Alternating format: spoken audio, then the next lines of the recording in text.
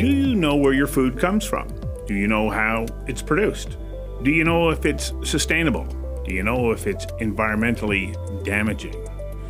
Do you believe farmers and food producers can improve their practices to save the environment? I really think that the industry is on a path of continuous improvement. And I think of the things that have changed since the 1990s and how the industry is doing much better with precision agriculture, with better genetics, better plant breeding, understanding the interaction between soil health, nitrogen availability, and pH, and all those kinds of things. I think the sector recognizes that this is an important piece and have been acting on it. Can we feed everyone and keep the price of food, good food, really good food, affordable? What role can vertical farming play in increasing yields, quality, and at the same time reducing agriculture's environmental footprint? Organic food, non-GMO, sustainable farming, ethically raised animals, carbon, the environment, and of course, nutrition. We're producing very sustainable food, and our focus is on baby leafy greens. We are using controlled environment agriculture. The greenhouse is a shell, so we're using the greenhouse, but we have a warehouse inside, and inside the warehouse we have vertical farming. We actually designed this ourselves, so we're very proud of that.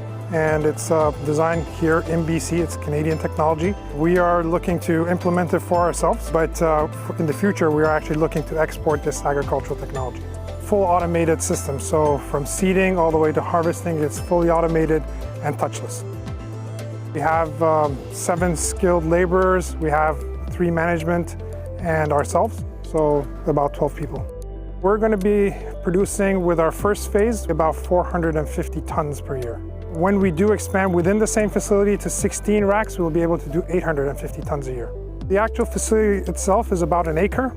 We are able to produce 350 times more than traditional agriculture. Transport, the tilling that goes on, we have none of that. We use a lot of CO2 for our plants, but that's just for recirculation, so we never release it into the air. So we get more food, better food, with much lower environmental impact. This is the future of farming. It doesn't matter if you subscribe to vegan, vegetarian, paleo, blood type, Mediterranean, or raw food diets, the food has to be produced.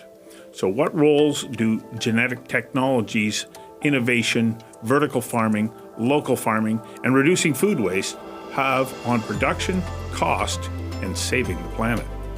Our garden can help folks who are experiencing food insecurity by supplementing produce within food box program. Our garden was created with a sheet mulch, so that means we do not do any digging. We didn't do any tilling to make the garden at all. And so this method of gardening helps to keep the carbon in the ground and keep the weed seeds in the ground, and we just build on top of that. And so it is a really good demonstration of how to do low-impact agriculture. This past year, we produced over 1,000 pounds, which is quite a lot for a small garden. Giving Garden model is, just a small example of what you can do, when you turn lawn into productive food garden. These little models in our backyards are so great for food security, but the problems are very complex. And so we need to think in a bigger scale of how do we lift people up, who don't always have access to local food. Genomics can play an important role in defining the genetic basis or heritability of traits involved in carbon capture. Crop researchers examine genetic variability in plants like morphology, physiology, and biochemistry to understand the impacts of nutrient and water uptake and its conversion into biomass through root, shoot, and leaf growth. In British Columbia, Genome BC and Investment Agriculture Foundation of BC together launched the Genomic Innovation for Regenerative Agriculture Food and Fisheries program, while nationally, Genome Canada launched the Climate Smart Agriculture and Food Systems. Together, these two programs will invest in the development of genomic tools and approaches to address the twin challenge of increasing food production sustainably while mitigating the impacts of climate change. Do organic grains provide more nutrition? Are they more environmentally friendly? How are seeds produced? How do we increase food production per acre? Are there lessons to be learned from the Food and Space program? Because after all, there has to be something we can learn from them. Space exploration is a profoundly powerful economic engine, especially for a country like Canada. We try and figure out what the nutritional composition of the plants are that will sustain human life indefinitely. We need proteins and carbohydrates, so we need to expand the scope of commodities that we produce. If we can develop reliable, robust sensors that can meet the technical challenge of reliably monitoring nutrient management solutions in a hydroponic system, that is the biggest technical black hole in controlled environment agriculture today. We have the technology in many respects. We're going to get there with the nutrient systems. We're getting there rapidly. That's a good thing, and it will continue to improve. And it expands the scope of the technical solutions that we can bring to bear on high-density food production. Is or can British Columbia be a leader in changing agriculture's environmental footprint? Climate smart agriculture really focuses on producing crops for export that are easy to transport. And of course, the prairies have a big advantage, and they can produce lentils, send them dry on a boat. It takes a long time, but it doesn't matter. They arrive perfectly fine. When we look at the crops BC is best positioned to produce, we also, though, should be looking at exporting technology, and that's what the Netherlands has really doubled down on. They are the greenhouse capital of the world, but they don't export their greenhouse product to North America for the most part. What they export is their technology.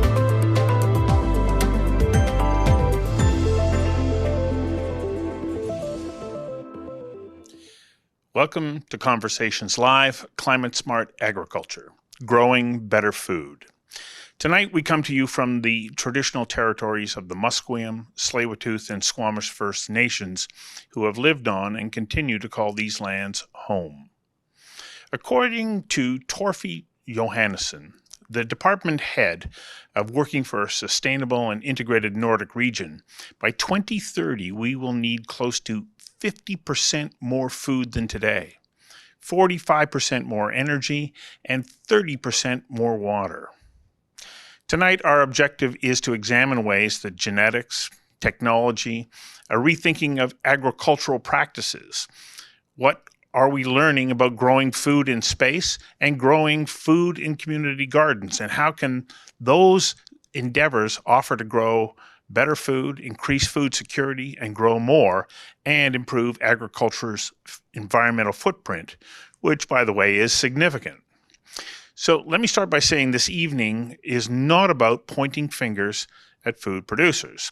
Rather, we are examining ways that will, as stated in the Future of BC's Food System report, it says, we believe that with the right strategic initiatives, British Columbia can and will be a world leader in food production and strategic initiatives. The province is well positioned to take that lead thanks to a booming technology sector. As well, we have a strong agricultural brand that is respected everywhere as high quality, safe, and environmentally sound. And let's not forget, our ports are a gateway to sharing our food with the world. But we also have a secret weapon, a half-century dedication to prioritizing agriculture through land protection and stewardship. And we have an impressive panel tonight. They are Frederica Di Palma, the Chief Scientific Officer and VP Research and Innovation at Genome BC. Peter Dillon, Chair Ocean Spray, the Rich Berry Group, and the Chair of the BC Food Security Task Force. Philip Steenkamp, President of Royal Roads University. Karin Monhaus, Chair, Terramera. Bahram Rashdi, the co-founder and CEO of Fresh Green Farms and Up Vertical Farms. And joining us virtually from the University of Guelph, Evan Fraser, the director of the Errol Food Institute and a lead member of Food from Thought Research Initiative. As well, chief editor of the Vancouver Sun, Harold Monroe, joins me tonight to hurdle some questions at our panel. And now, just before we begin, I'm going to express my wholehearted gratitude to our sponsors who make this evening possible. Our presenting sponsors are Genome BC and Genome Canada. Our event sponsors are Stem Cell Technologies, Fortis BC, Landlord BC, Polygon, BD Development, the Port of Vancouver, Research Co., and of course our media partner is the Vancouver Sun. Our supporters are the Surrey Board of Trade and Canadian Beef. And I want to especially thank Apogee Public Relations and give a big shout out to the crew at Oh Boy Productions, who are experts in live, online, and virtual event production, as well as live video press conferences. Now, one last thing for viewers online. You will see a Slido dialog box on your screen. Please feel free to post a question. Sean, our Slido master, will be receiving your questions and bringing them forward to us, and I will, while I may not use your question directly, I'll use many of them to inform me about topics and questions to bring forward to the panel. Now, to set the stage, here is Mario Canseco of Research Co., who conducted a poll about our impressions of food production in BC. Amy, can you play that video, please? British Columbians are keenly aware of the challenges that climate change has bestowed upon several industries. Almost 2/3 of BC residents are aware of the actions that the agriculture sector has taken to reduce its environmental footprint, a higher number than what is observed for other industries such as forestry, natural gas, and mining. In the last few years, BC has experienced severe weather and forest fires. At the start of this century, it was customary for BC residents to think about climate change as an issue that would negatively impact the global food supply, but that would have little influence on Canada. The situation has changed dramatically, with 3 in 4 BC residents knowing that climate change is a threat to our own food supply, a level of concern that is slightly lower than what is currently observed for both our country and the world. BC residents have become more demanding when they go out shopping. In our survey, at least 1 in 4 say they are looking at labels frequently to see if the food they buy is organic and free from genetically modified organisms. 3 in 10 are also actively trying to figure out the origin of the food they buy at the supermarket. As customers get more acquainted with the groceries they buy, some are willing to pay more for food that meets certain characteristics.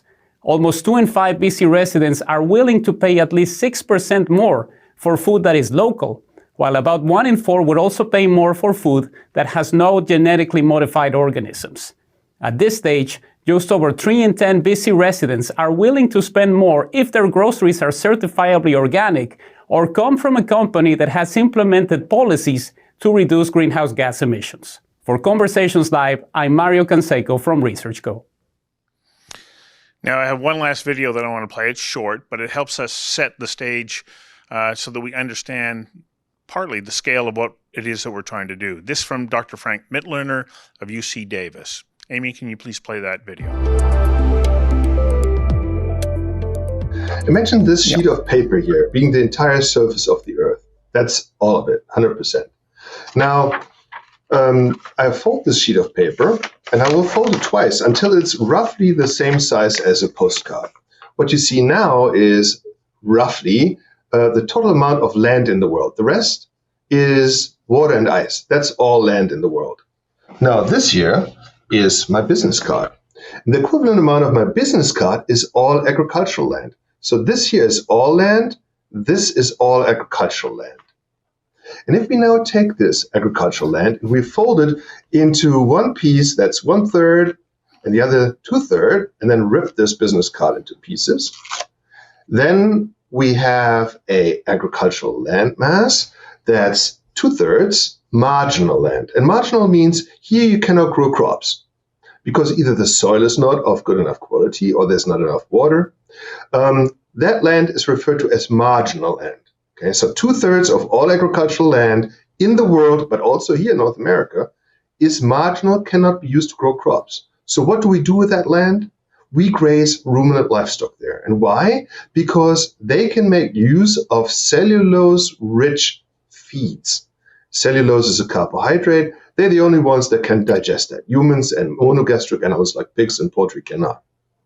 So 2/3 of all agricultural land are marginal, can only be utilized by ruminant livestock. The remaining 1/3 of my business card is what's called arable land. Here you can grow crops for humans and animals. So that's how limited we are with respect to total land in the world that can be used to grow food for people.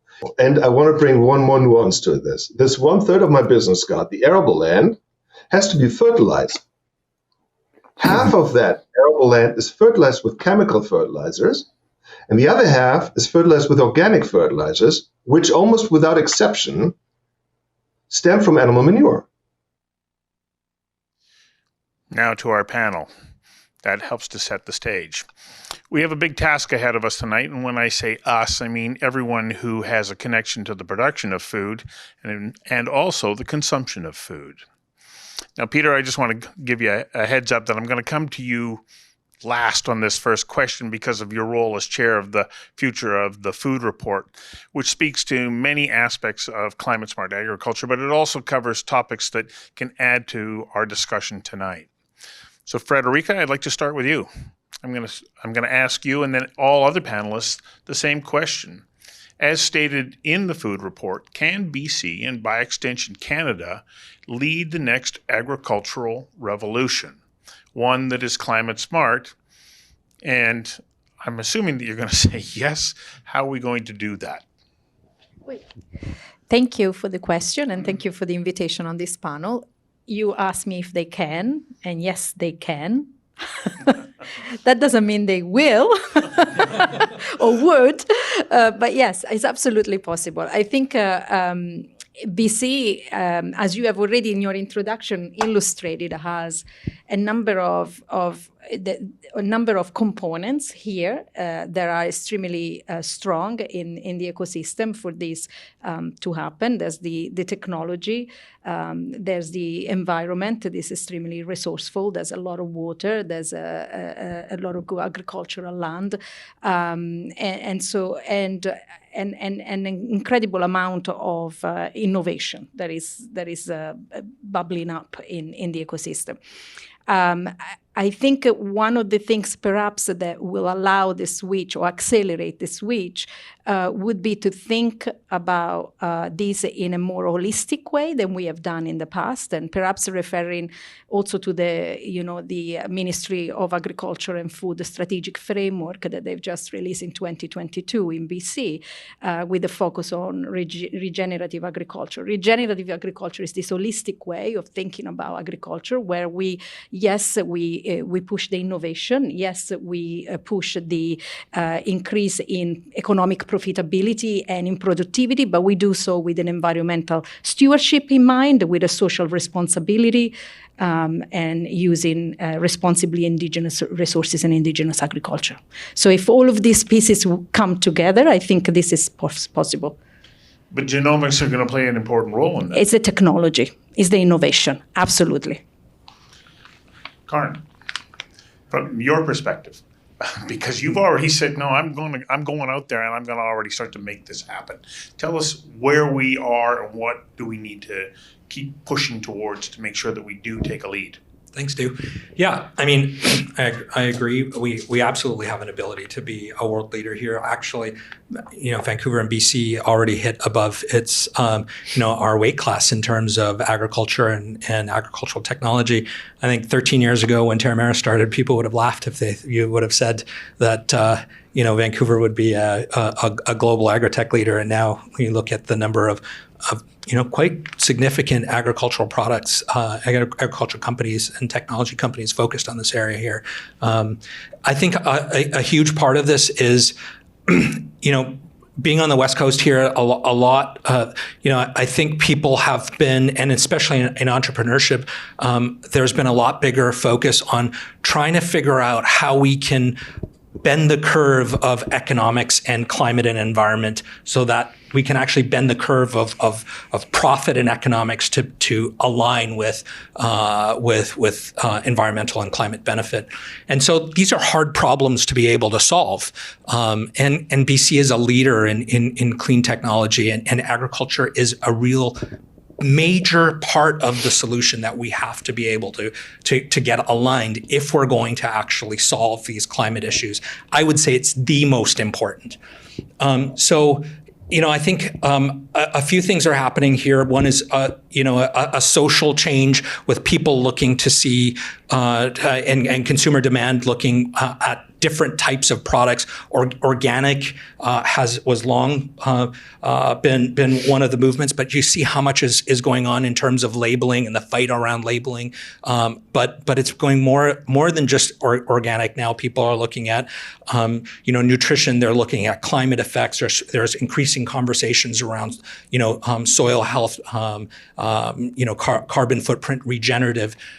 Regenerative agriculture, which I'm sure we're going to talk about, is, I think, going to change, is the most important revolution in agriculture that the world will see. It is as big or bigger than the Green Revolution. You can call it regenerative, you can call it soil health, you can call it whatever you want.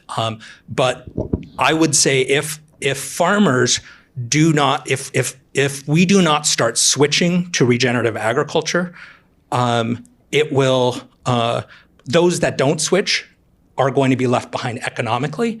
And it's not just the social pressures of change. So there's cultural changes, there's generational changes with farmers, there's economic changes in terms of supply chain. Costs of things like synthetic fertilizer are so expensive that traditional farming just isn't profitable to the same level that it was, and climate change in terms of being able to not only mitigate climate change but adapt to climate change. So soil health is the key part to that. That's something that I think a number of jurisdictions, in particular, in BC, the BC government launched Regen BC. It's this is an opportunity to really take some leadership, but it will take a lot of, effort, focused investment. BC doesn't have a lot of land holdings, but it is at the forefront of wanting to try some different things.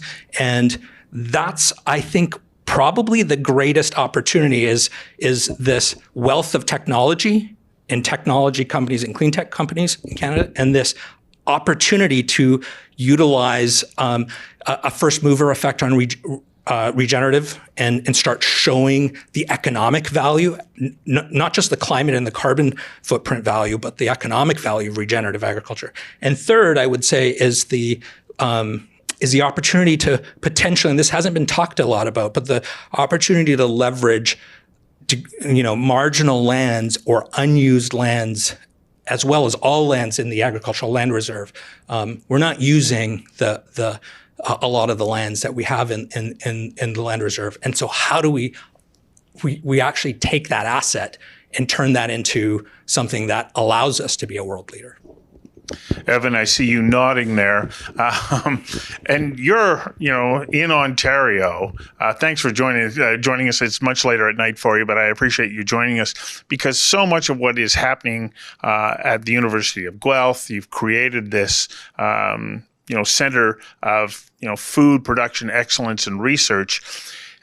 Are we in British Columbia, do we need to say, yes, we can take a lead here, but we also need to recognize that we're part of a national program or a national network? So I think this is a wonderful question, and I think this is a brilliant conversation, and I firmly believe that we actually face a generational challenge, but also a generational opportunity here. And the previous speakers, Karen and whatnot, have articulated that.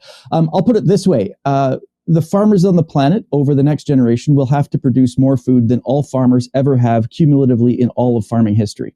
That's the scale of the challenge, and the scale of the opportunity is that the same technologies that created the internet, the same technologies that gave us 7 vaccines within 18 months of a new virus emerging, those same technologies can change how we produce food. But let's not make any mistake. With the challenge and the opportunity of this scale comes a bewildering moment where we have to think of this order of magnitude that we need to be working on. And I think the only real appropriate analogy here is a war footing scale. So let's just take a really trivial example of lettuce. I mean, we've had trouble in Canada, we've had trouble in British Columbia maintaining our supply of lettuce over the last year, largely because we depend on California for our lettuce. 250,000 tons of lettuce comes into Canada every year, most of which comes from California. Well, if we wanted to replace that with vertical farming, we would need to build something like 250 vertical farms, each of which cost $25 million, each of which need a place to grow, each of which need about 50 people to work on them. That's 10,000 employees and $6 billion of investment just to get on top of our lettuce supply. So while the opportunity is enormous and the challenge is great, we have to be thinking on such a huge scale of ambition, a war-footing scale of ambition. So I don't think we have a choice but to say yes, because the world is changing around us. And if we don't say yes, we will be harming our food security, we'll be harming our national security, we'll be harming our health and our nutrition.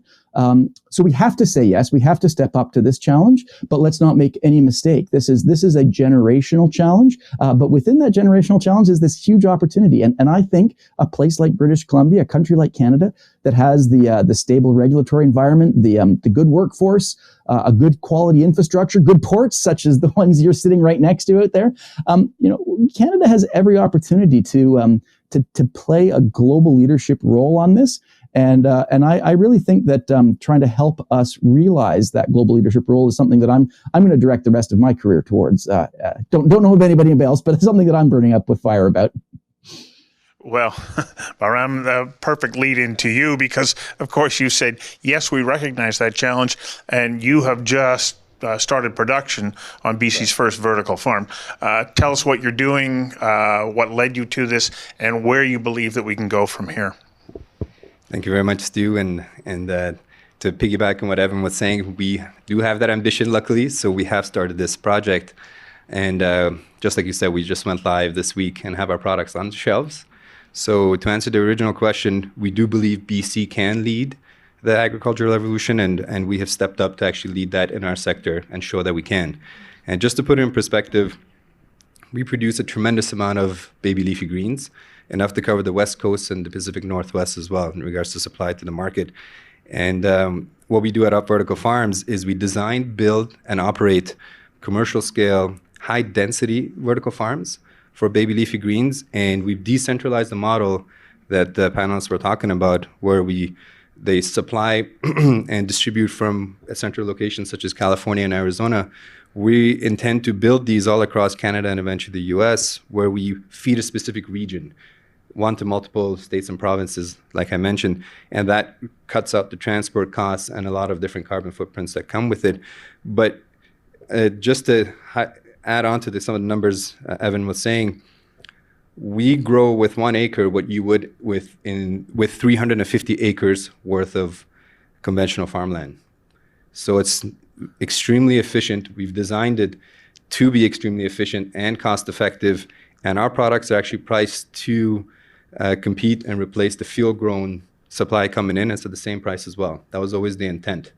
So with that in mind, we can feed BC and beyond. We have to feed BC and beyond. Other companies like us need to step up and build these facilities.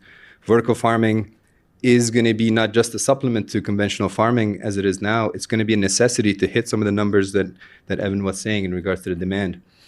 So we put ourselves in this position to be here right now. A lot of people think it's luck, which as Peter said, it's good to be lucky than good.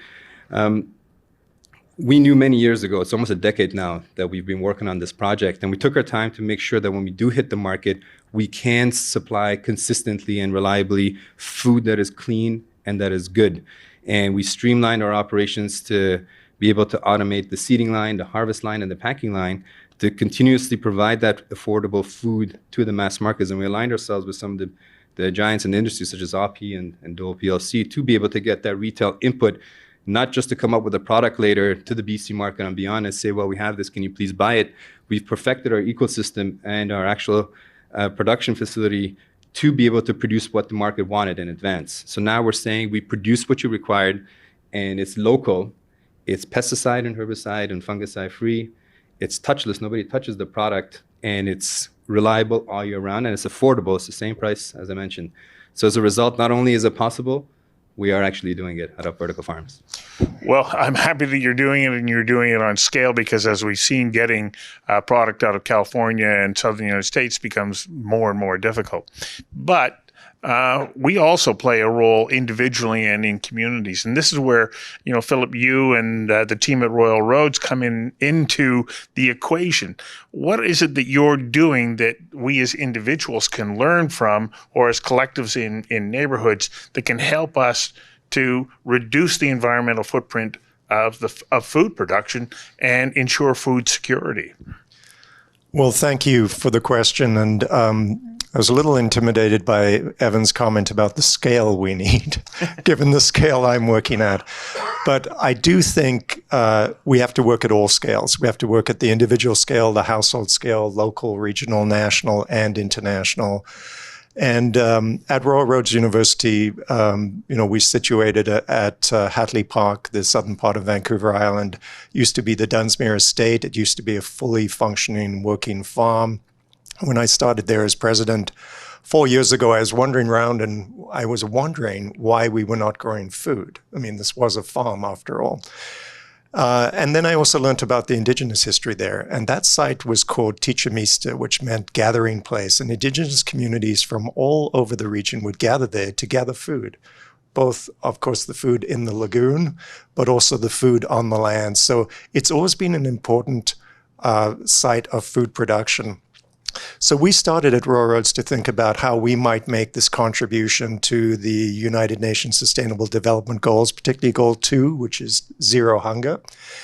And the first thing we decided to do was to bring food production back at Royal Roads. And so we started a project in the old Edwardian kitchen garden, which we reimagined as a world garden. And the first garden we planted there, we called the Giving Garden. And the Giving Garden produces fresh fruit and vegetables, which we supply to community organizations. Last year to single mothers, food insecure single mothers, seniors, and also to new Canadians. Small scale initially, 1,000 pounds last year. This year we're looking at producing about 250 pounds a week, which is going into the system there. And then over time, we are going to expand that garden. The importance of this is, Stu, I think, is just to get people used to the idea of making a contribution. You can make a contribution, and you can do it anywhere. We've got about 5 acres in the kitchen garden, but we're thinking now about the entire university as an edible landscape. And we've engaged faculty and students and community in this exercise to reimagine that land and to engage with our community. And we will build this into our programming as well. So we want to increase awareness of food and food security. We're working very closely with Indigenous communities as well. We have an Indigenous ethnobotanist, Ken Elliott, who's working with us and advising us. And the next garden we are building this year is an Indigenous food and medicine garden. So you need to work at all scales on this. And I think it just raises awareness, it raises consciousness, and it makes a contribution. And interestingly enough, the new mayor of Colwood is very interested in vertical gardens. I know, and I know he's very interested in your vertical garden as well, your vertical farm. So within the region, I think we're going to see this happen at all different scales. Peter. So, the really nice thing about being last is you can say everything they said. and. All right. So, can BC be a leader? I got to give a lot of credit to Premier John Horgan at the time. I sat with him and we started talking about food security and how important this issue would be. This was a conversation in 2018. Farmers knew this already, that production was dropping. And they couldn't understand and figure out why production would be dropping year after year. And I remember talking to then Premier John Horgan, and they would just start talking about, what's going to happen? Because listen, I mean, we're at 8 billion people on our way to 9 billion people. How the heck are we going to feed everybody? And I think, some of the people ahead of me have really pointed out that this is going to be a significant problem, the amount of food that has to be produced. So we went on our way and started doing this food security report, and identified areas in the world that were really leading, cutting edge, like the Netherlands, Singapore. We start trying to say, okay, well, what can we do? And at that time, Premier Horgan always felt that we could be the Netherlands, of the Americas. And do I believe we can? I believe we certainly can. So we had our report in 2019 and 2020, just before the pandemic. Here was the report was delivered to the BC government, and as we were trying to look at the report, we realized that production was one part of what we thought food security was, and farmers will tell you the amount of waste that occurs on the farm because they just can't get their product to manufacturing. And one of the things we identified was that we had insufficient manufacturing of food products. And as we look at climate change and solving some of the issues around weather, why is it that we're driving food 1,000 miles to get processed and then driving it back to consume? And how much are we wasting along that time as well? So we saw that, and I mean, as everybody feels it now, we've in the pandemic and the supply chain, food inflation, and one of the things that we had said about a year or two ago was the cost of food isn't coming down anytime soon, and that's because there is such a demand, a shortage. We're seeing production dropping. And I can tell you, the two gentlemen here to my right, it's not one or the other. It's both. It's actually both of these guys are going to solve what I think is some of the things that we need to do and how we look at food production going forward. But we also have to actually think about the consumer at the end. How do we get food to the consumer in the most efficient way, get it to the shelf? That's where almost 100% of people buy their food, on a shelf. So what is the impediment to us increasing that kind of food production in BC? Do we have underutilized agricultural land reserve lands? Can we not bring that production in and give them an advantage that they wouldn't be able to have if they were operating on industrial lands or elsewhere? Yeah, Card raised that, but I think there's an underlying issue here. Why do we have such unused agricultural land? The cost of sending it away, as opposed to manufacturing it here, is tremendous. It's not economical for growers. Blueberry farmers are having to send their fruit across the line and then bring it back again, right? So there is a higher cost when there is no manufacturing or processing. We'll call it processing here. And so one of the things that we realized is that there was a shortage of processing. But yeah, I mean that's one part. And I think on the vertical, the other thing we realized is that you ask a really important question, but we live in Canada, where in many provinces winter is like 6 months of the year. So we're kind of not able to grow for the other 6. So we rely on other jurisdictions. And I was at a conference of a lot of farmer cooperatives, and they had the Secretary of Agriculture speak to it. And today, I mean, everyone is realizing food security is national security now because of the shortage of food. And there are a lot of movers now.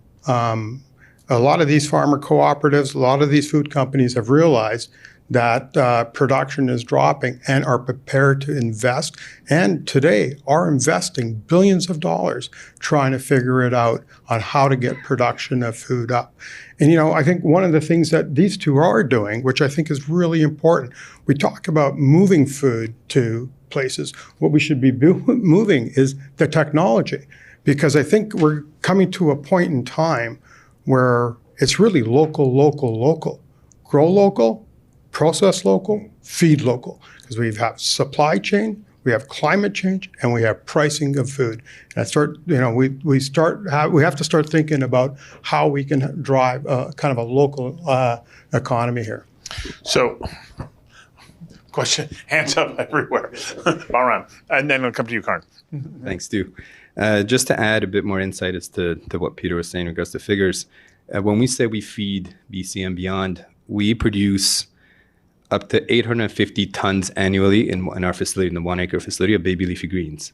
So BC's consumption, based on Nielsen reports and Nielsen data, the full consumption of baby leafy greens is 750 tons, whether it's in retail or food service, et cetera. And so we're entering the market with 9 racks out of the 16 that is built for, entering in with 450 tons of annual production of baby leafy greens.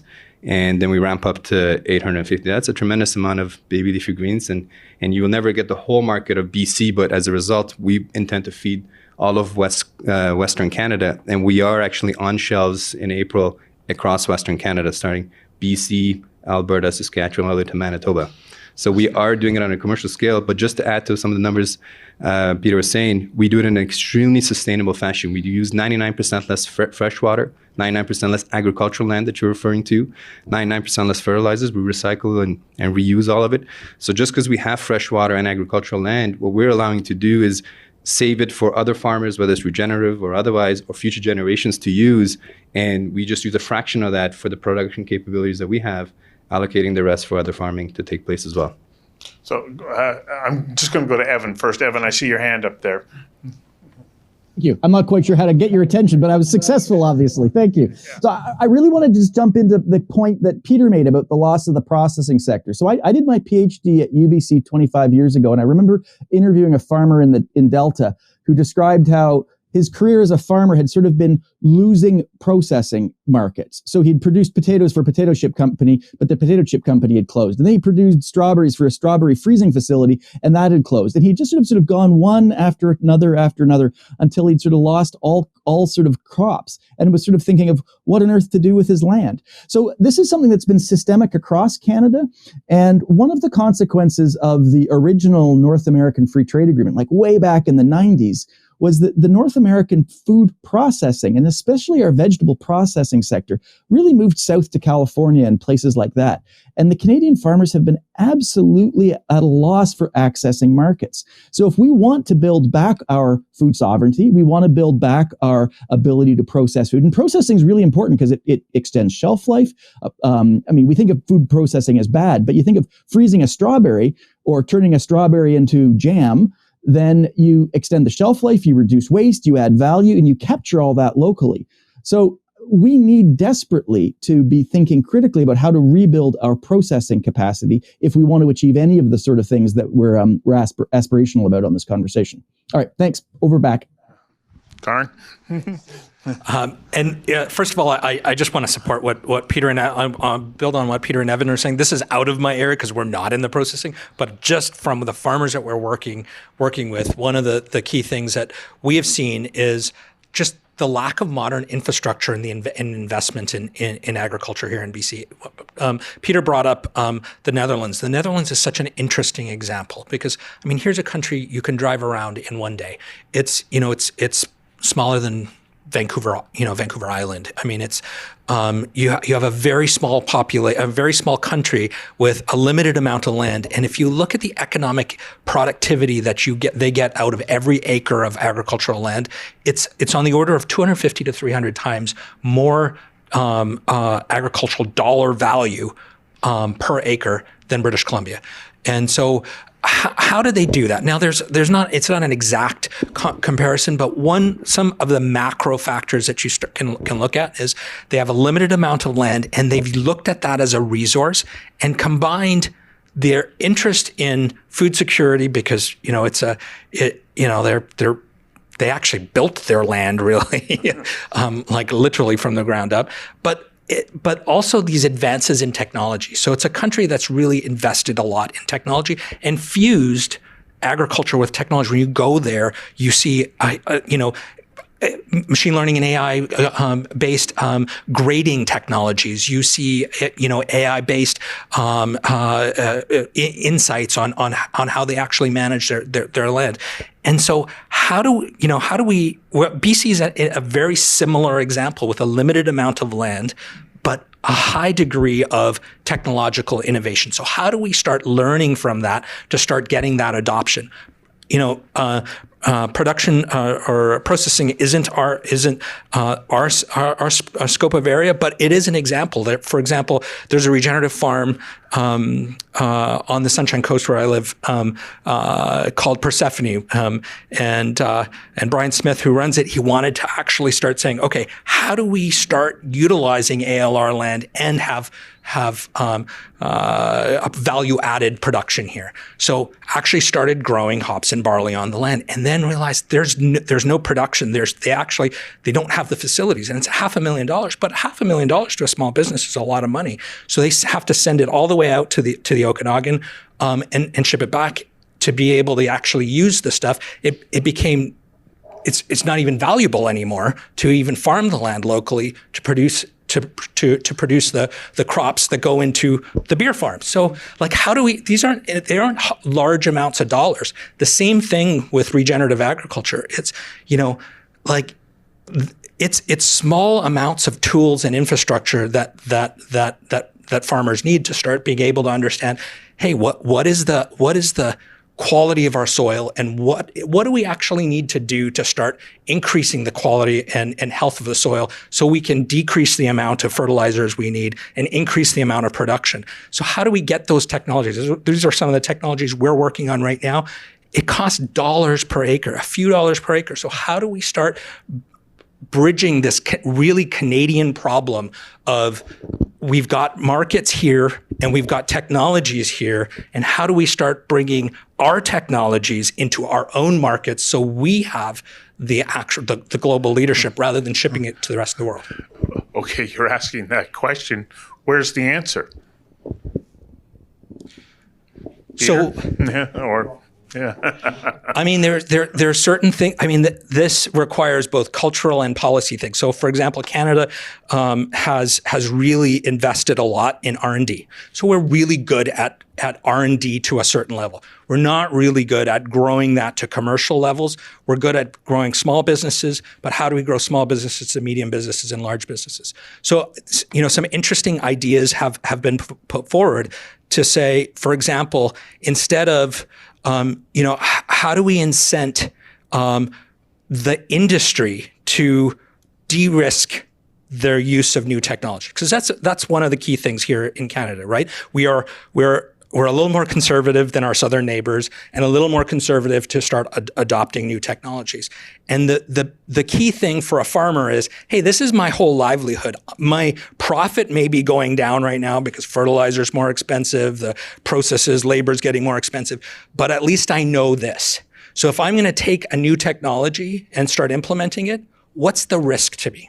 And so one of the key things that I think we need to start looking at is, how do we start underwriting some of the adoption risk of technologies for our local growers? So are there credits? Just like we have R&D credits, Terramera gets a bunch of R&D credits. Why not? How about farmer credits or producer credits for adopting that new technology? So you start underwriting some of the risk of new technologies.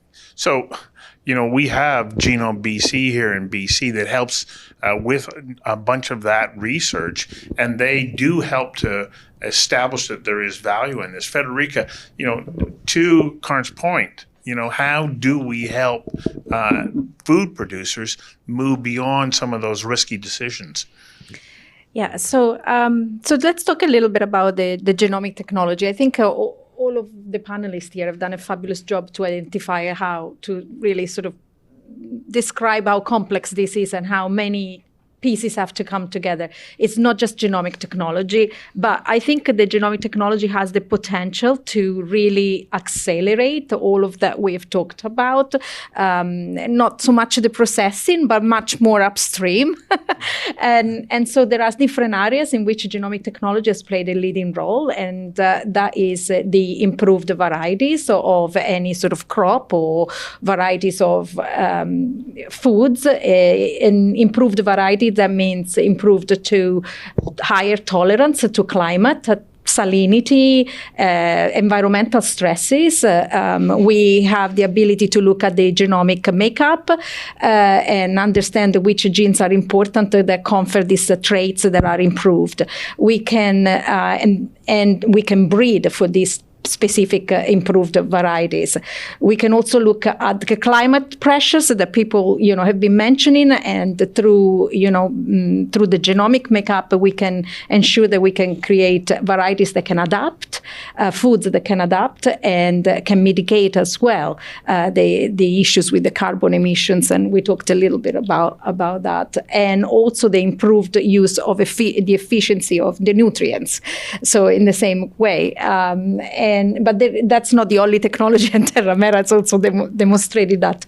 And of course, we have the waste. We talked a lot about the waste, and so microbial genomics and is helping us in ways like this. So this is sort of the way that genomics is helping accelerate. The other thing that is really important, and I think BC has also very much a strength, is also protecting from a surveillance diagnostic point of view what comes into the country and also what gets exported in terms of viral, in terms of diseases, contaminations with diseases. And so genomics has the switch to very old molecular ways to new sequencing technology has allowed to do this much, much faster, and has put us in a much better position to export our foods and also to check when we import our foods. So this is a sort of but I think there is an issue. I see laughing and nodding. But I think there is an issue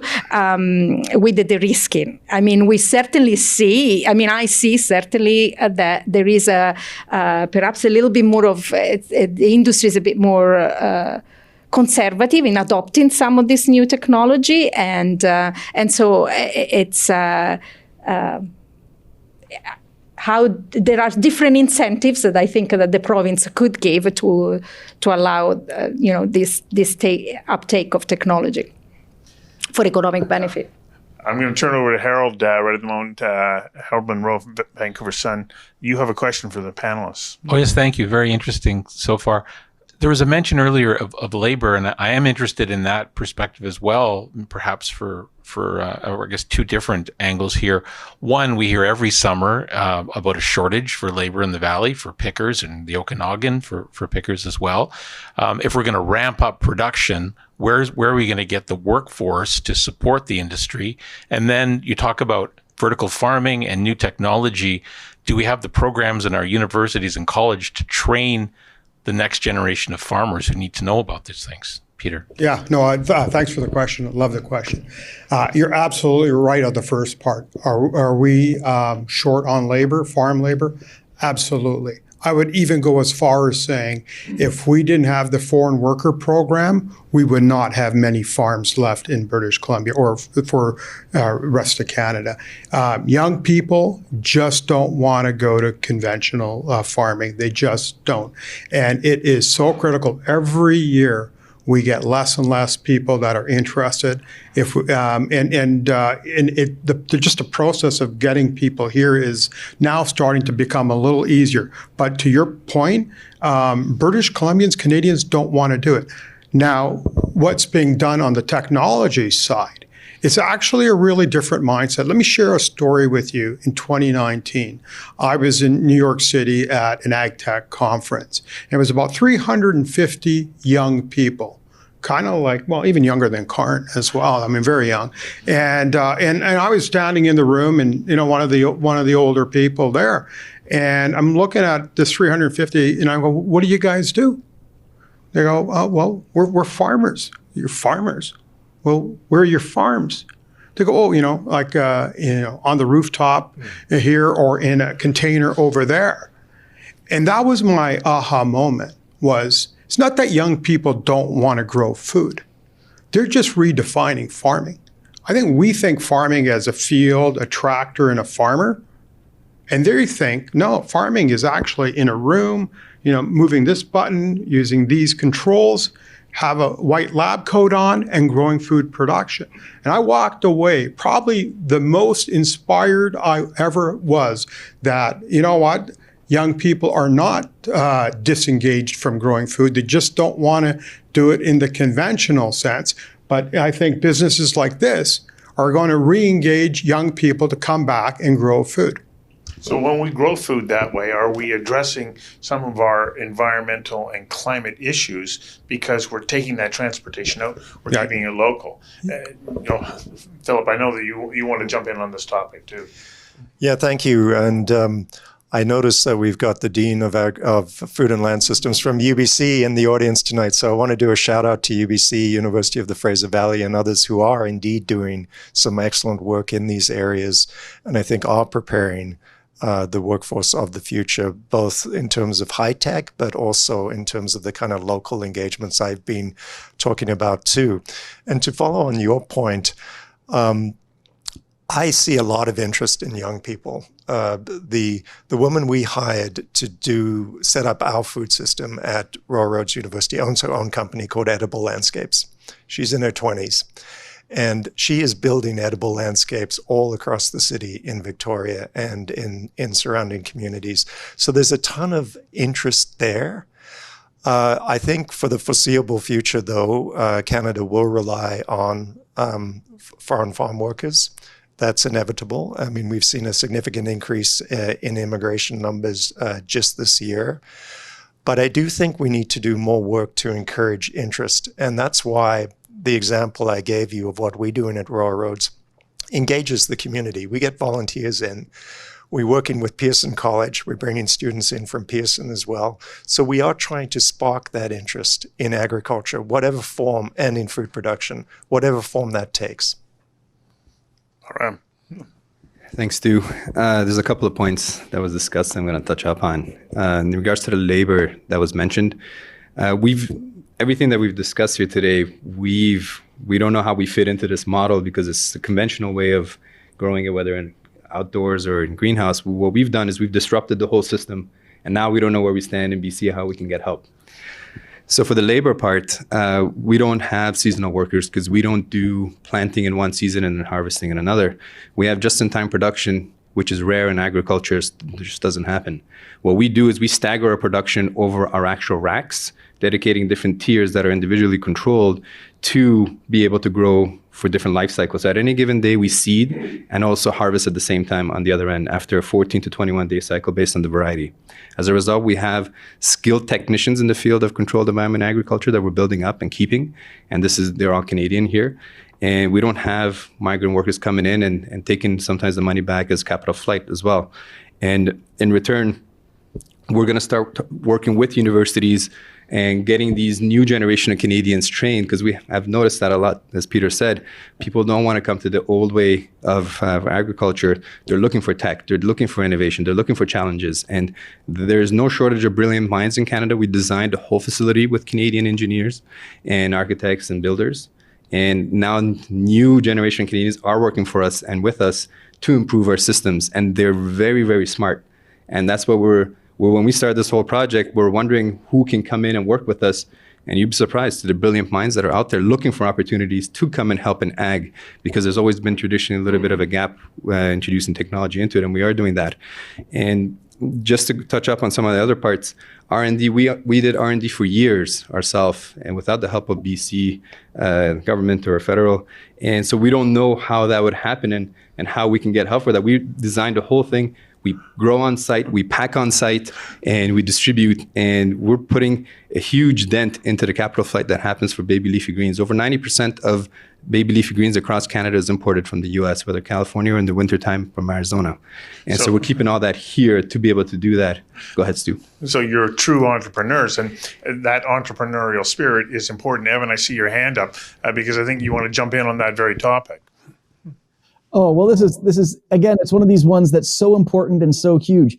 So some high level stats, 40% of the Canada's farmers are going to retire in the next decade, and most of them don't have a succession plan. Currently, the sector faces a 24,000 person a year labor shortfall, and we're expecting the sector to need 63,000 more workers in the next 10 years.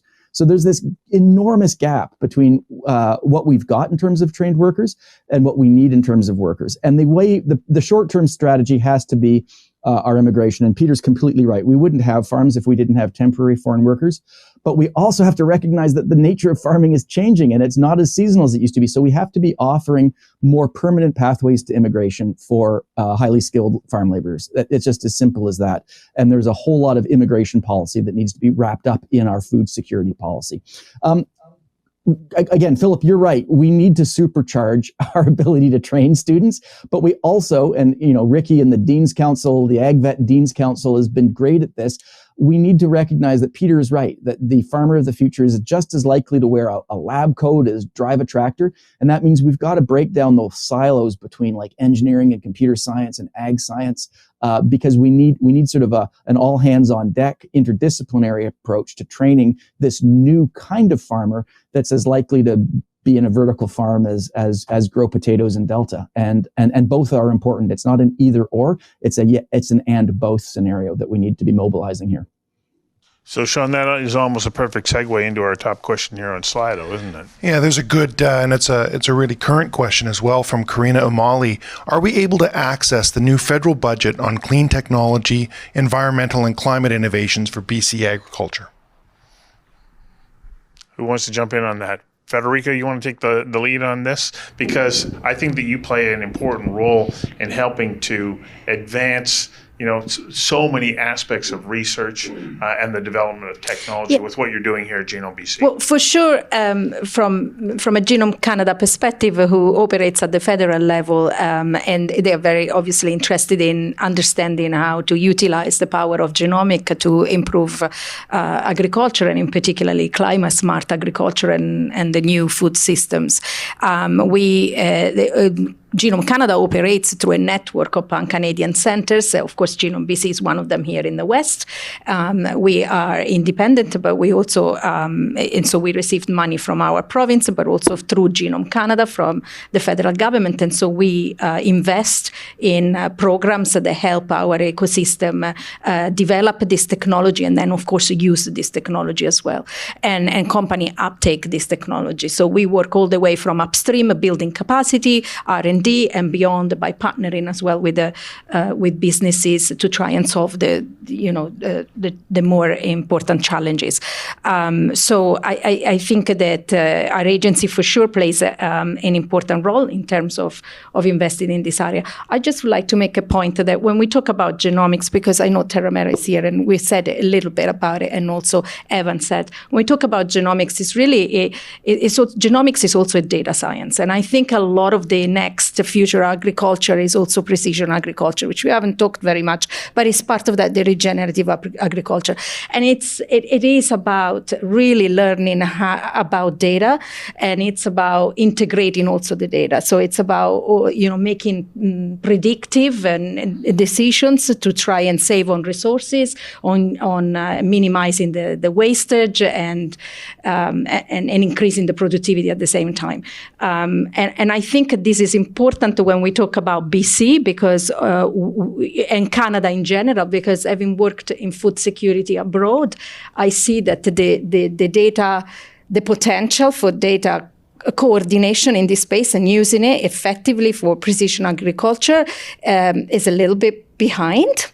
And I think this is, and Genome Canada is doing tremendous work to try and bring a coordination at the level of data, not only for agri-food, but also in health. But I think this is just an important point to make, because we can have everything else that we've discussed here today, and nothing will actually advance without paying attention to this.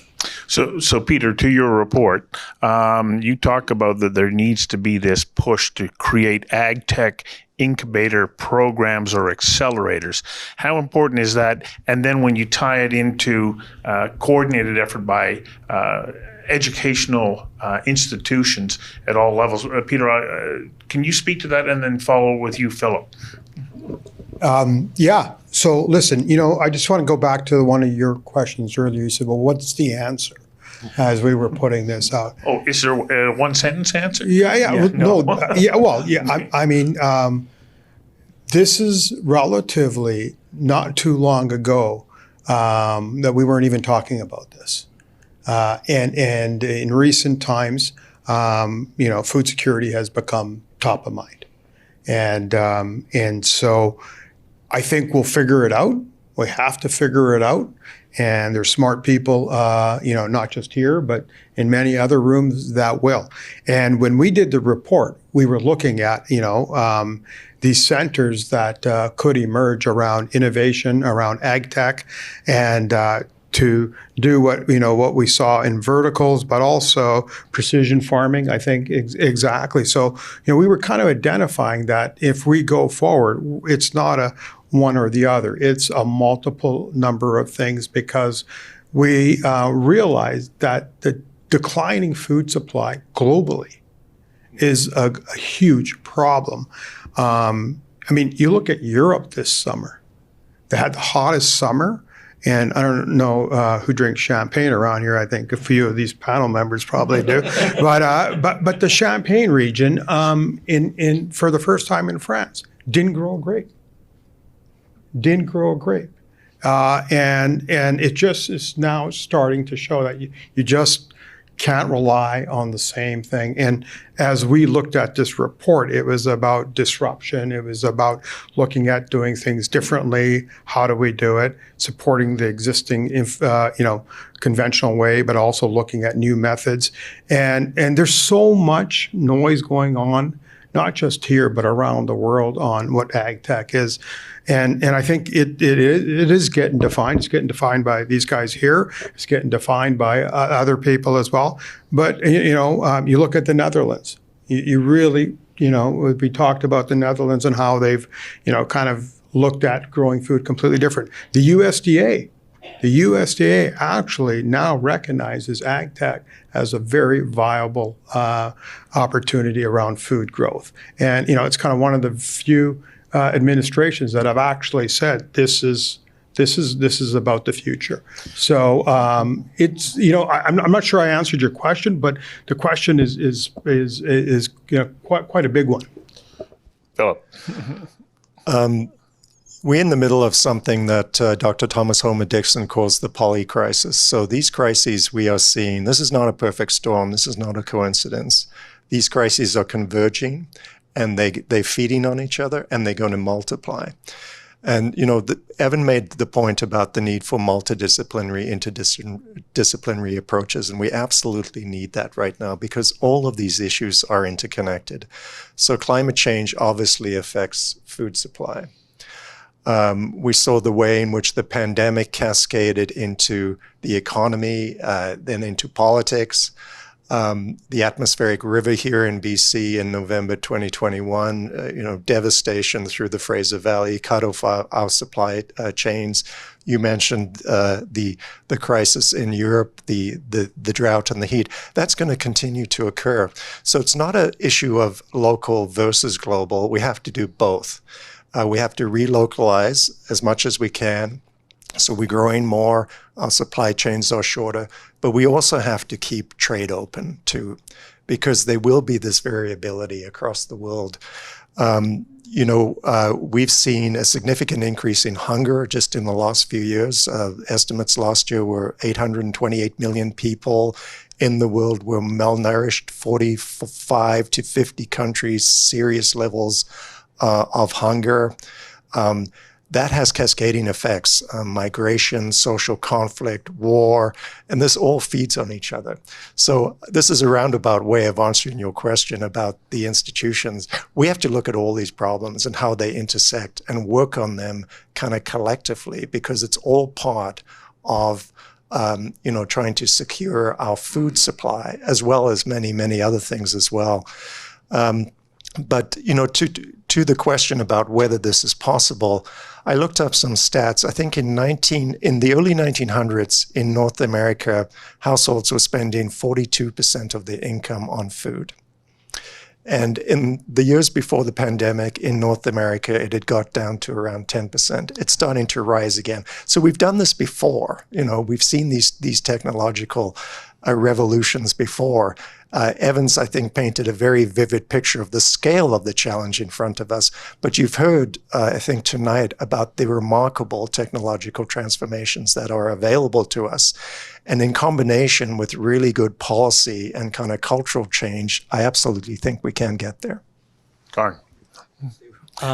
So I just wanted to pick up on a couple of topics that were just threads here. So one is data and two is climate. So, I think I did a disservice a little earlier not talking enough about what Terramera did. So first of all, I just want to preface that and say, as a company, not many people actually know what Terramera does, because the guts of it is kind of will put you to sleep. It's very deep technology on machine learning, data science, computational chemistry, and we work together with Genome BC on key issues on how you start to understand how we deal with some of these major problems that are affecting agriculture, like particular pest pressures, for example. And one of the major issues we hit as a company was, how do you get, once you're innovating in this space of biological, organic, the new frontiers of what might work on a farm, how do you get the data back? And agriculture is just like, we have this conversation in medicine. It's a similar thing here in agriculture, because the data sharing and data privacy is a huge issue. So we ran into all kinds of issues around testing out new things out in the field and being able to quickly iterate and figure out what's working, what's not, so we could train our machine learning and AI systems to be able to work better. We hit such a snag that we ended up having to develop our own systems here in Vancouver, which go and simulate conditions in a field, and we run it in our own systems to be able to train that. So I say that because we as we start to push forward on solutions on things like regenerative agriculture and soil health, we will need to figure out how we understand and democratize solutions in agriculture by seeing what worked in one particular farm and how that can be applied to all farms to be able to meet the scale issues that Evan was talking about.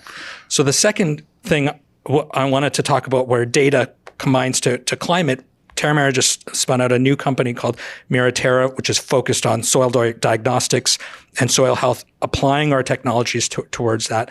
And we're trying to now figure out, how do we get these out in a way that it's economical to be able to share that data. So here's a way for for a farmer or an agronomist or a landowner to start getting your soil data right away, but the product on the front end has some, says, all the data is yours, but the aggregation of that data is for the uses of democratizing how you actually increase soil health. That can be used either, publicly or in other ways. And we're going to need to start figuring out how to deal with those data issues in better ways. But I can't help but feel that, okay, you talk about soil data. Yeah. What the soil composition is in Chilliwack is different than it is in the Okanagan, and is different than it is in central Alberta, and everywhere you go it's different. And so how important is it that we have a community of researchers and scientists working together to share this information, so that when we're developing products that they work across multiple geographic zones. It's so important. I mean, it's, when we talk about precision agriculture, we actually forget about the soil. We think about inputs, fertilizers, pesticides, and then maybe sometimes plants. But the soil is the foundation. It's the foundation for profitability on the farm. It's the foundation for, the nutrients that are coming into the food, and it's the foundation for climate. One of the things that we forget about is how important soil is to the climate, to the solution. We can't solve the climate crisis without focusing on driving some of the carbon that's in the atmosphere back into the soil. So there's about 1 trillion tons of anthropogenic human-produced tons of carbon dioxide equivalent, too much, that we've put up into the atmosphere since the Industrial Revolution. 250 million, a full quarter of that is actually carbon that was released from the topsoil. So over the course of the last couple 100 years, that's that's carbon that's purely out of the topsoil.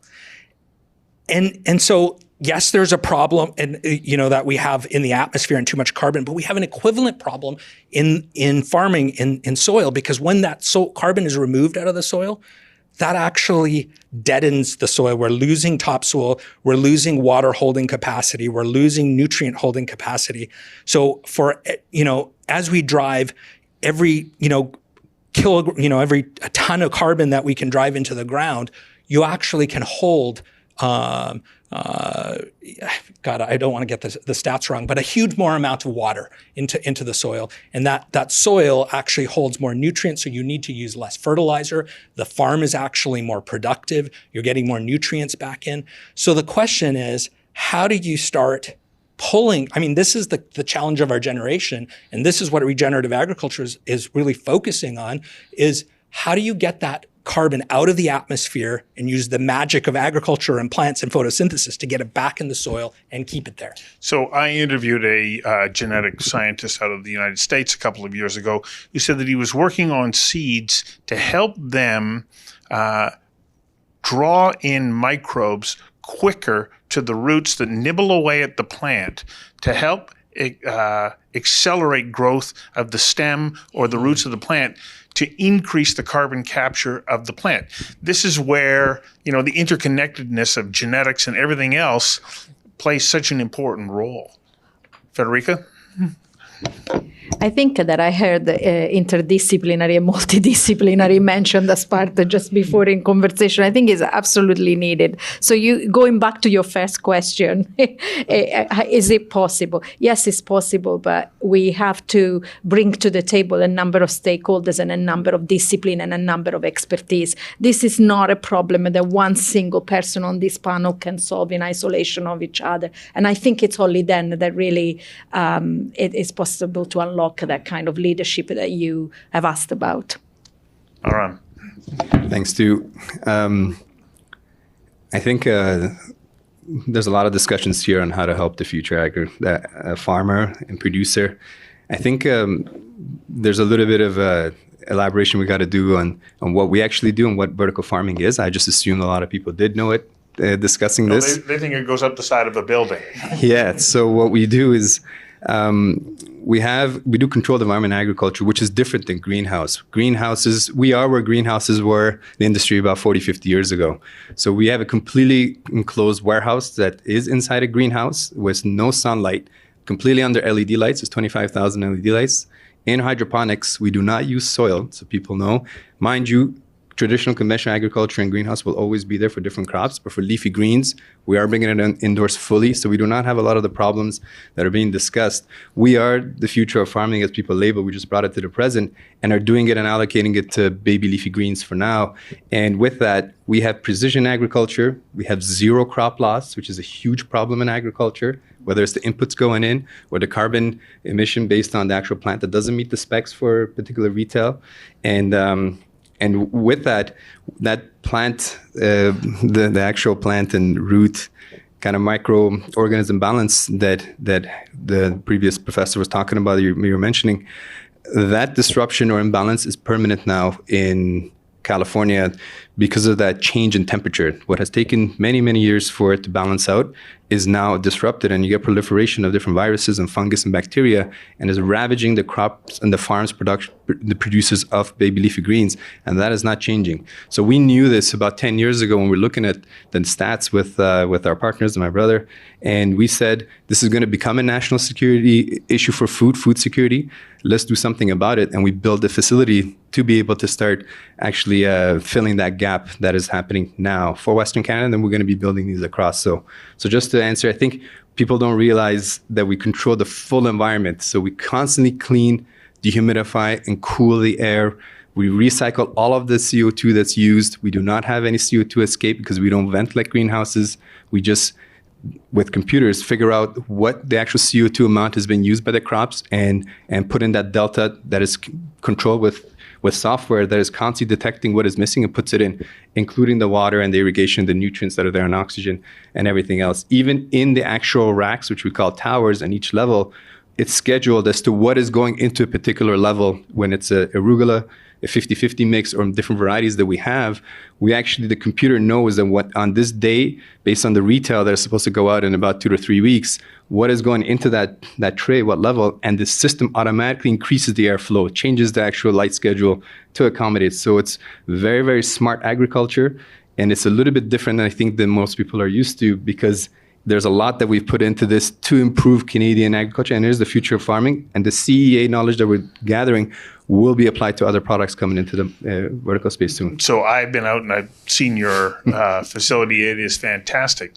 But when I was there, you told me that you had to jump through so many hoops to be able to produce or to build this facility on what is agricultural land. And I'm left going, okay, or thinking about the fact that we need to have the political will that's going to pull together all of these different elements that are going to allow us to be able to produce food in the way that we're talking about. I can't also help but think, we live in Canada. We have a short growing season if we're growing outside, 90 to 100 days if you're lucky. So we're forced to drive towards technology.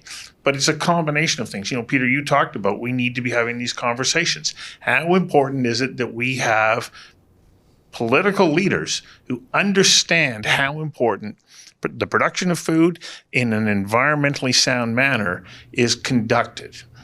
Yeah, thanks, too. So let's get real for a minute. By 2030, over 1 million acres is going to be coming out of production in California.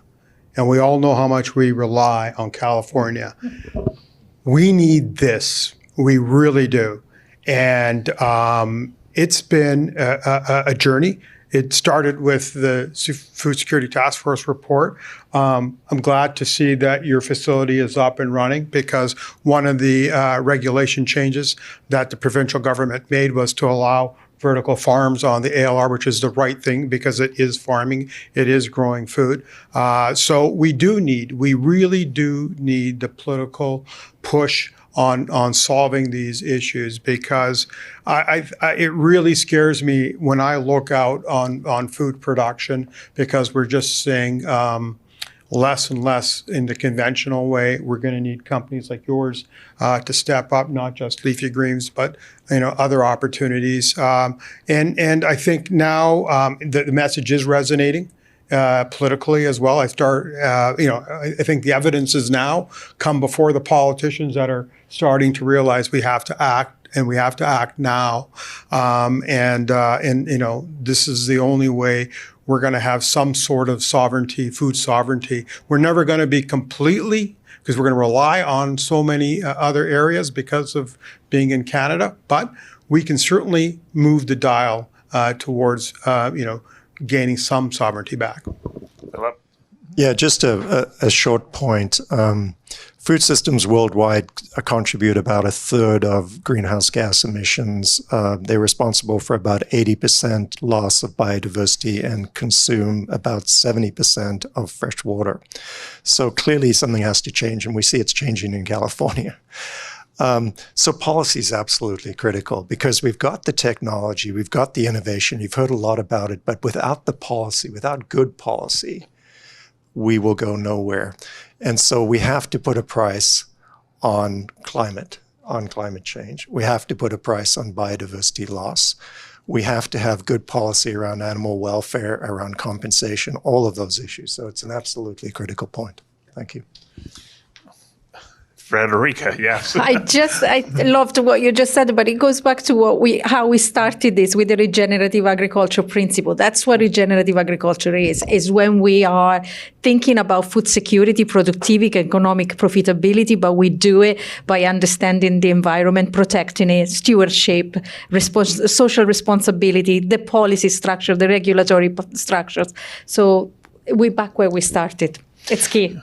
So talking about regenerative agriculture, Evan, I'm going to come to you in a second, because you and Lenore Newman wrote the book, Dinner on Mars, and I was just out at your university talking to Mike Dixon and his food and space program. One of the things that he points out, that if by learning what we have to do to grow food in space, you can't have any waste, and you can't be running around getting new product to add into what you're doing. You're stuck with what you've got. So when we start thinking about the technology that's required to grow food in space, what can we learn from that we can apply to what we're doing here, especially in Canada, when we have this very short growing season? Evan. Well, as Mike Dixon, who you had interviewed, says, and we interviewed him for Dinner on Mars, and Mike's an old friend. He says if you can grow a iceberg lettuce on the moon, you can certainly grow it in a snowbank in Alaska. And the discipline of thinking about producing a food system on the red planet, which is what Lenore and I imagined when we were locked in our bedrooms during COVID and trying to figure out a project to work on, which resulted in our book. The discipline of trying to imagine a food system where every molecule of organic matter, every photon of sun's energy every milliliter of water is this precious resource is a really good discipline. And what you do is you actually, by imagining being off Earth, you reinvent or rediscover the circularity of Earth, where the tree drops its leaf, the leaf turns into soil, the soil gets picked up by the tree, and on it goes in an endless cycle. And it's our industrial system that has broken those tidy cycles. It's that industrial system that we need to replumb. And the great irony of Lenore's and my book, our thought experiment of how to have dinner on Mars, was that by imagining being away from the Earth ecosystem, we reinvent or rediscover the logic of and the necessity of the circularity of the Earth's ecosystems. So we need the systems like Byram and Up Vertical are doing, where every resource is utilized. You don't just vent carbon dioxide that you're fertilizing a plant with out into the atmosphere. You collect it again and you reuse it for the next generation. You don't just sort of spray water and let it evaporate or go wherever. You circulate it. And same with the organic matter. So it's really as simple as the childhood lesson of nature work in cycles, folks, and we have to redevelop that for the 21st century.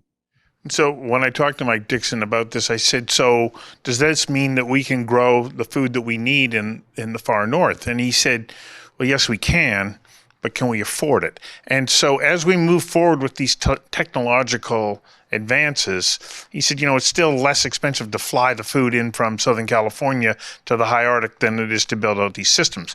But we have to get to this point where we have to be producing food in quantity. Do we also have to give the average person the idea that food is gonna cost you more? And we have to accept that.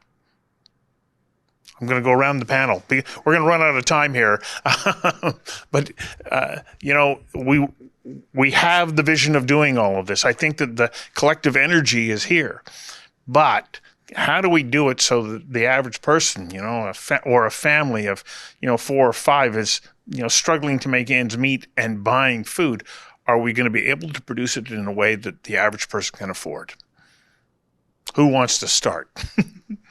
Bara, because you think that you can do that. We'll be eating lettuce. Yeah. You have to eat a whole bunch of salad by the time we're done. But the answer is yes. It's just going to take some time for certain products to become feasible, whether through automation or different light technology. We have done it for baby leafy greens. We are pricing it, and it's affordable for the consumer. We're replacing an existing market, which is field grown. Field grown supplies over 97% of the whole North American market for baby leafy greens, compared to greenhouse and vertical farming combined. So we decided with the Oppenheimer Group over 5 years ago to go after that market and displace it and provide clean, affordable food that lasts longer when it's grown indoors. So we are doing that, and we are working on other products in our R&D facility to be able to do that. But it will take some time for other products to come in, but certain ones like berries and full head lettuce and other products are coming indoors, and the R&D is being done for that. So by bringing that food indoors, are we then freeing up other land that could be used that will provide a bounty in other crops? Peter, I cut you off there. Did I redirect you there? I was just going to, on the previous question, just add, do I think that food will be affordable again one day? Absolutely. I think you were right. On the front end, a lot of technology, lots of expenses. Just look at, these modern devices that we used when they first came out, how much we paid, and then, you wait a number of years. The one really good thing about this is called competition. It will come, it will in scale. And when you have competition and scale coming in, I think we will be able to bring those costs down, but also coupled with good policy as well, where governments are also helping, lowering costs. For example, just on the vertical, it's a farm, right? And farmers today in BC, we get supported with reduced rates from BC Hydro because we're a conventional farm. The energy costs, they're growing food. They should be exactly getting the same help as conventional farmers are, because they're doing the same thing. They're just growing it a little differently. So there's some policy, but I think as it scales up and the competitiveness comes in, I think we can get back to a affordable cost for food. Federica, you're ready to... Oh, right. Yes. I guess, yes, absolutely. With regard to your question about are people willing to pay more? Yes, probably people will have to pay more, but there's a whole concept of sustainability, I think, that we all have to embrace, not just the process around agriculture, perhaps even us. There's this whole circular ecosystem that Evan talked about, thinking from space, but the reality is we need to relearn how to live with our environment in a more sustainable way and without so much waste. And I think that those principles they have to come in as well. So if we take a look at what you're doing in Terramera, in many ways you're actually increasing yield and bringing down expenses. Right. And so are you bringing a net benefit that's going to make crops more profitable for farmers? It absolutely is. So I think as we move to the adoption of technology and the move to the transformation to regenerative agriculture, it will bring down the cost, increase yields, increase the efficiency of what we get out of a field. But there's, like any technology, there's an increase in costs before there's a decrease in costs. Just as Federico was saying. Exactly. So once you get the economies of scale, so if you think about something similar like electric cars, so there just isn't the economy of scale at the beginning to be able to compete with gas, with combustion engines. And so, there needed to be some investment to de-risk people buying that, to bring the cost down. And now, as you're seeing the increase in adoption, the economies of scale in battery production and infrastructure, it's starting to get to the point where it's starting to get closer to in line with combustion. It's the same thing in agriculture. So I think this is particularly important on field, not to take away from vertical at all. There's, I think vertical farming will have, there's certain key areas like, leafy greens and certain vegetables, but calories will need to come from areas where you have, the energy of the sun. And I also think, agriculture has been a net contributor to climate change. We talked about the carbon released from the soil, from tilling practices and from other practices. But soil agriculture is so important because we need to start covering up that land with plants that start being that engine to drive the carbon back out of the atmosphere into the ground. And as we do that, yes, there's a cost in new types of technologies. For example, in regenerative agriculture, you don't necessarily have one crop. You don't have a monocrop. You actually grow across the entire field.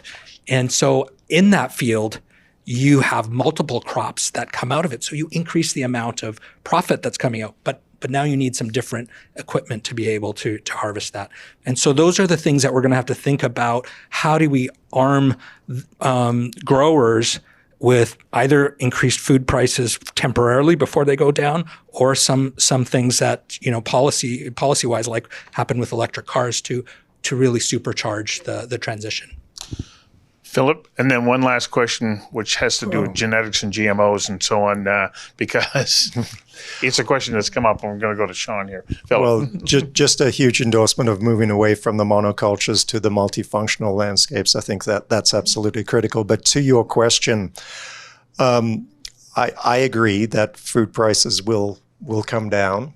But I think the transition is going to be very rough. And I think in terms of policy, we really have to focus on the food insecure and supporting the food insecure through that process. I mean, our obesity crisis right now is a crisis of people who cannot afford, many of whom who cannot afford healthy food. And the challenge, I think, over the next few years, as we get to that sort of equilibrium, is going to be to make sure that we have in place the supports for people who will face food insecurity locally and internationally. And one other thing I'd say is we really need to work on food literacy through this period. You saw the polling at the beginning, which was interesting, about people being prepared to pay more for organic food. But I just think much more emphasis on transparency and on traceability too. And there's a big consumer demand for that. And that would be very helpful in managing that transition. So, Sean, our last question will come from Slido, because I think it's important to address this, because food and genetics are so emotionally charged. Ask the question and then let's answer it, okay?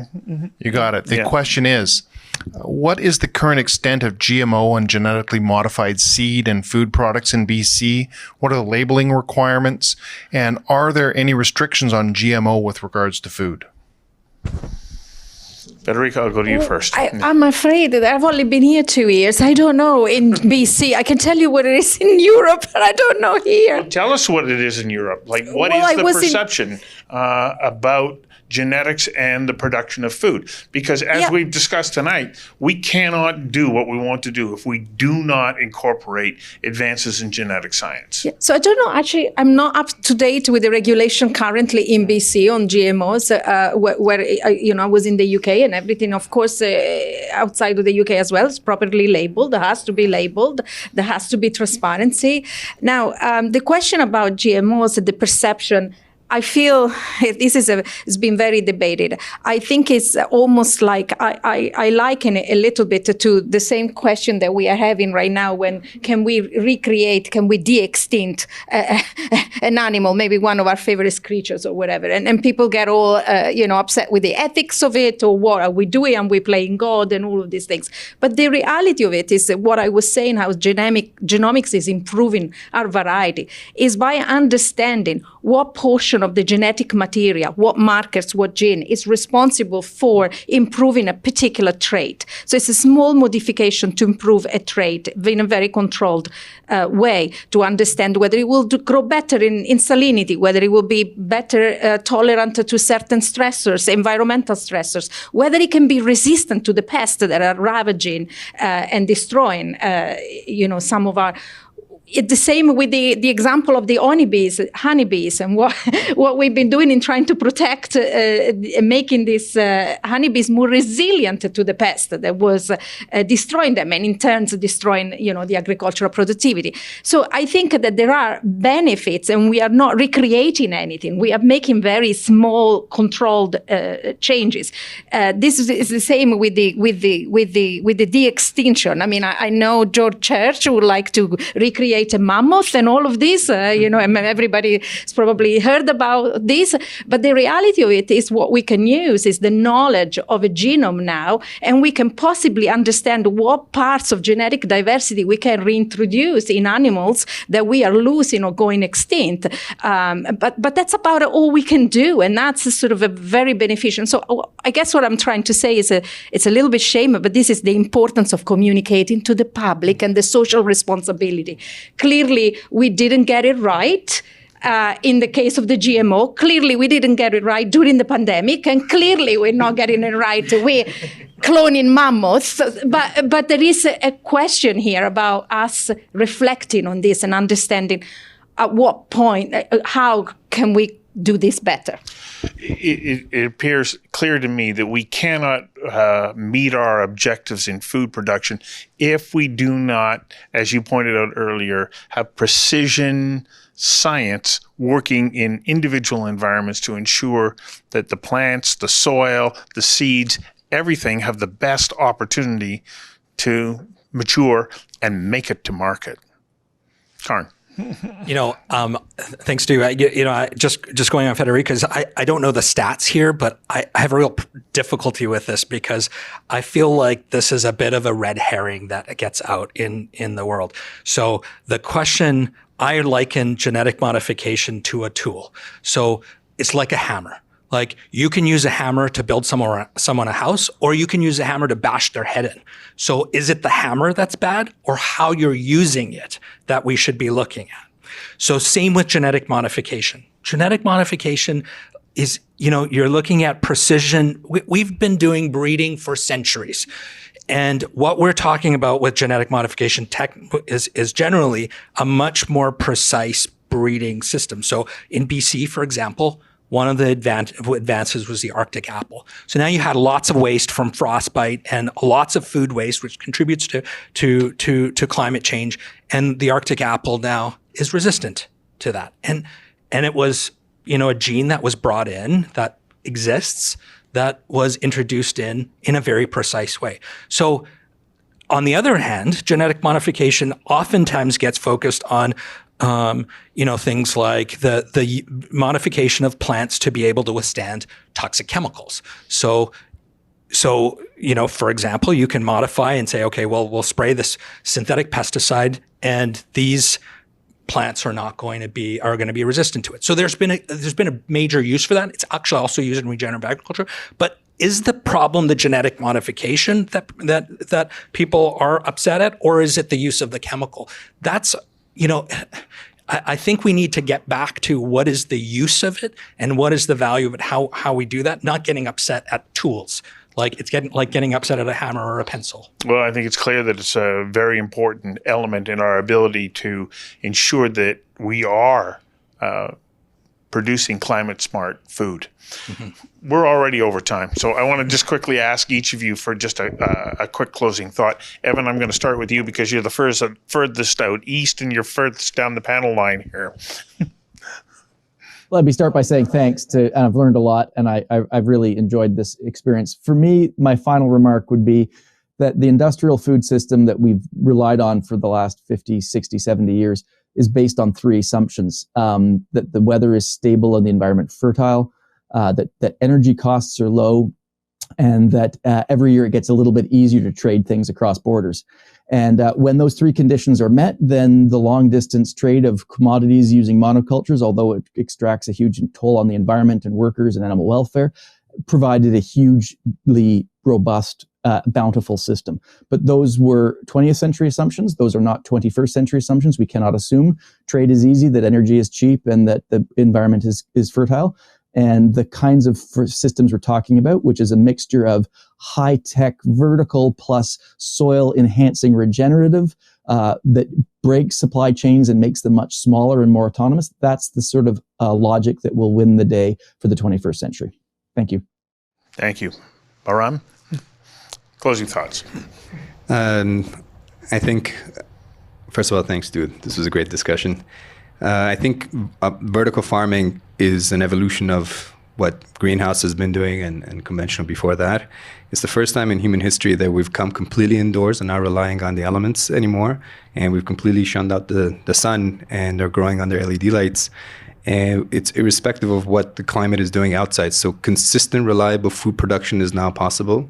And since there's advancement in technology and including energy costs that are coming down with hydrogen fission in the future and fusion other items, and production of LED lights and other items such as racking and plastic trays that we design, build all of it our own and manufacture to reduce the costs, will allow other products coming in. And we're looking forward to help create that food stability in Canada, or at least combat a little bit of the insecurity that happens, at least in our sector, baby leafy greens and more. Wonderful. Thanks. Philip? The assumptions that Evan mentioned are, we need to throw those out. Absolutely. And I guess the point I would make is just we need the humility to listen to people who are close to the land, including Indigenous people, who have been stewarding the land for generations. And, a lot of the language we use now and the things we think we've discovered are practices that people have deployed for generations. So just that humility to kind of listen to people who are close to the land and have that experience, I think is very important. Karn. I think there's a number of major lessons that we should learn out of COVID, which was, one, that we can't depend on the systems that we have expected for many years. Things could change on the drop of a dime, and supply chains may break, borders may close, and we've got to start looking at how we are able to produce and sustain ourselves in the event of any kind of situation, be it weather related or otherwise. And second, that we can adopt technology much faster than we ever thought we could have before. So how do we combine these two learnings and really start thinking about how we apply that to agriculture? I'm thrilled that this conversation is happening because, this is literally what sustains us, and the answer to a major part of the answer to how we adapt to climate change and how we actually start producing solutions to climate change. It all happens in underneath our feet and in the fields that grow our food. And too much, in Canada, agriculture ministries across Canada and federally are the smallest, most forgotten ministries. It needs to be the most important thing that we're focusing on. And how do we start creating that discourse publicly and, to really push, policymakers and governments to start thinking as agriculture as central to our livelihood, our survival today into the future, and a solution to the biggest problems that we face, as a province and a community and globally. Agreed. Federica, final thoughts? My final thoughts are following up from this. I think it's extremely important that capital flows to these areas. I believe that this is the time because of the climate change, because of the climate discussion.